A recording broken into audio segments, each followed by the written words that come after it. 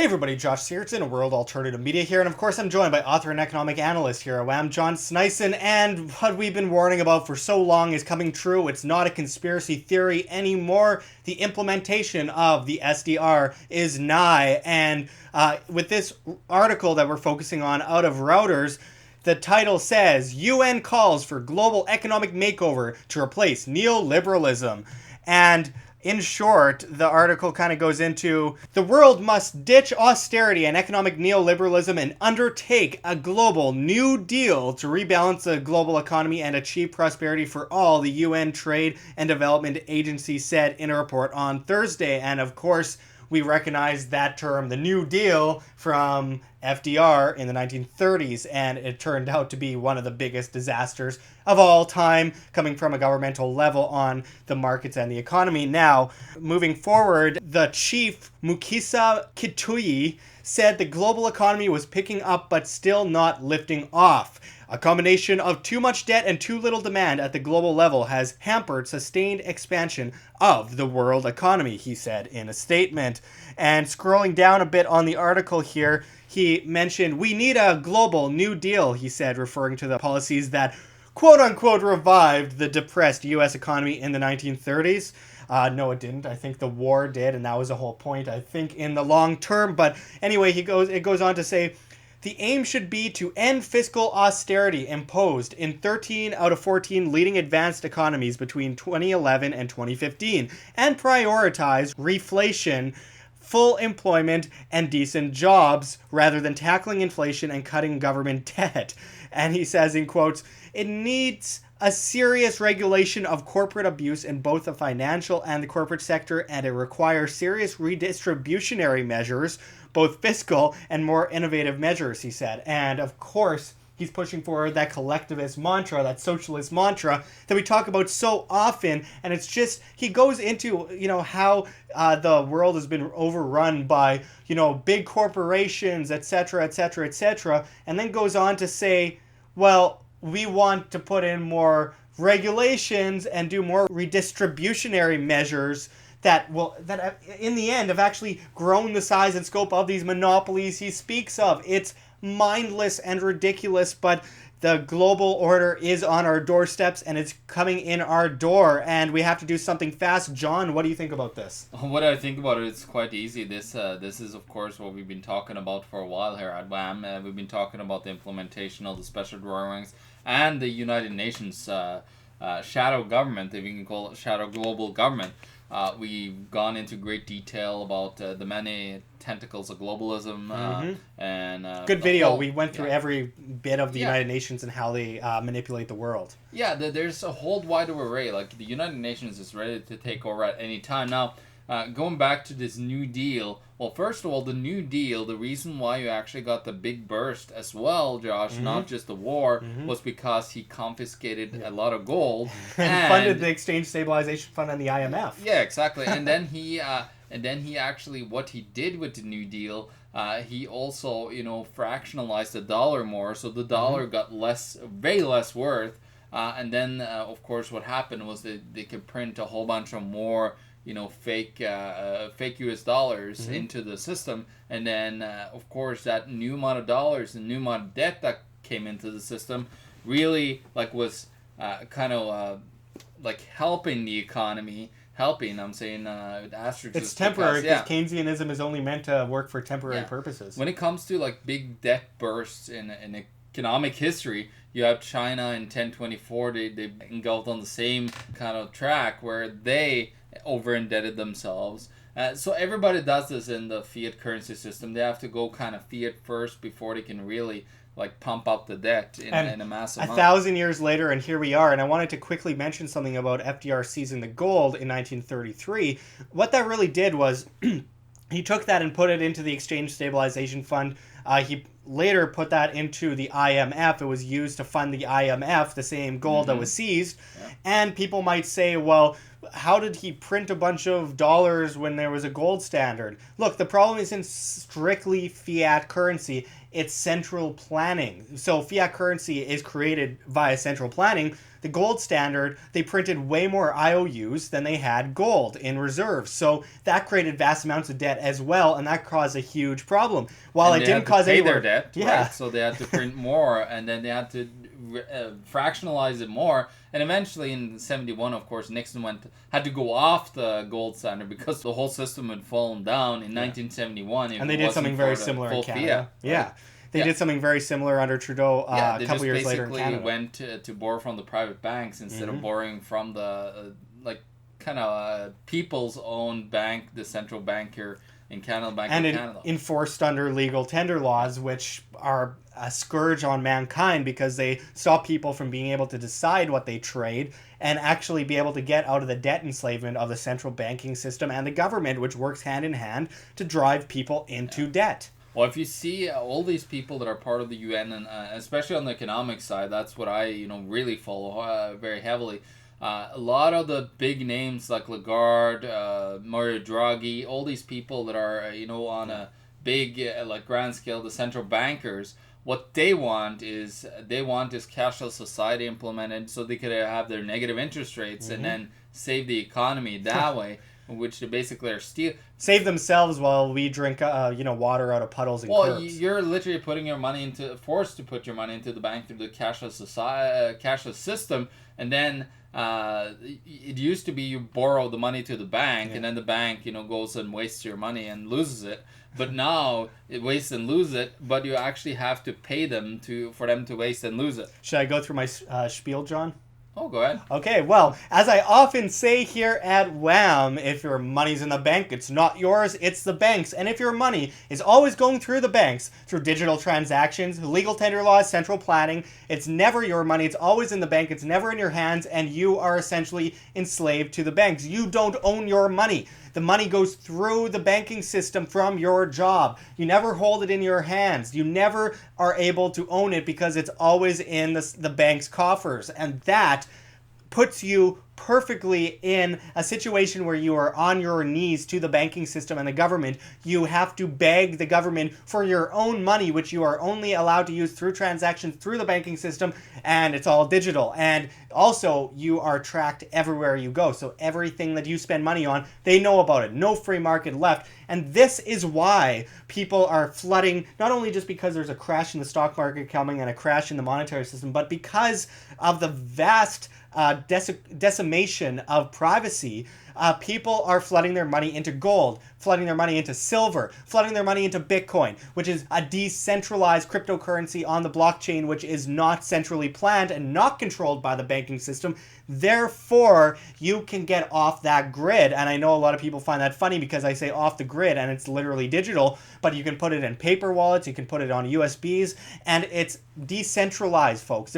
People too often mix up what centralization is and decentralization is. They don't understand the vast difference. It's polar opposites. And people think, well, the cashless system and the SDR, which is being pushed forward by China, India, through their retina scans, etc., Australia through facial recognition and cash, and Sweden as well, including Canada and the United States, people don't realize that is not the same system as a cryptocurrency, which is decentralized and not controlled by the hand of man, except for via the hand of demand, which is freedom, folks. Demand is freedom. You vote with your dollar, not get extorted and forced into a certain kind of system by an all-powerful state and banking system. And I think that people have to understand the differences because the differences are extremely clear. It's basic, it's made complicated on purpose, but it really truly is basic. John? Yeah.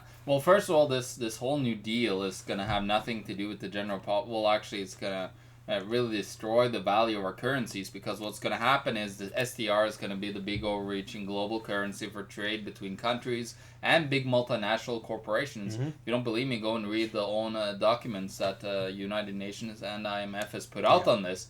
And then they're gonna, of course, do what they did with the euro at the time. We just spoke about it in a recent video, where they severely devalue the local currency, the US dollar, versus the actual new value of the new US dollar or whatever it's gonna be. And then suddenly you're sitting, you lost maybe 30 to 80% of the value of what you had saved up for your lifetime. Well, first of all, this new deal, what's going to happen, I believe, is asset freezes worldwide, bail-ins all over the place.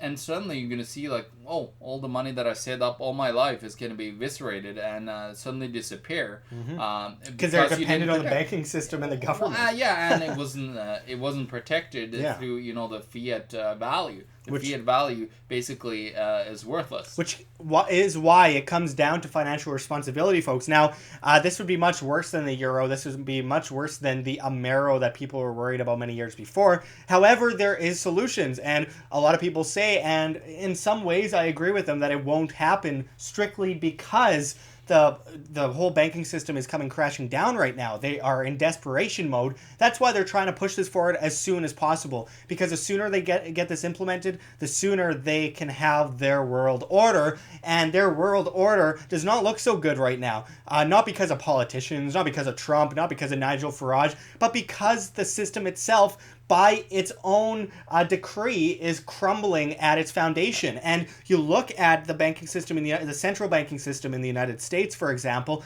the world reserve currency, and people are swapping for other currencies around the world because they want nothing to do with the US dollar. They're trying to escape that at all costs. There's a huge power shift going towards China, which of course is also dangerous, very dangerous, because that's how it goes into the SDR in the first place, because of course the IMF was talking about even moving to Beijing in the next few years. That's how much that power shift is taking place.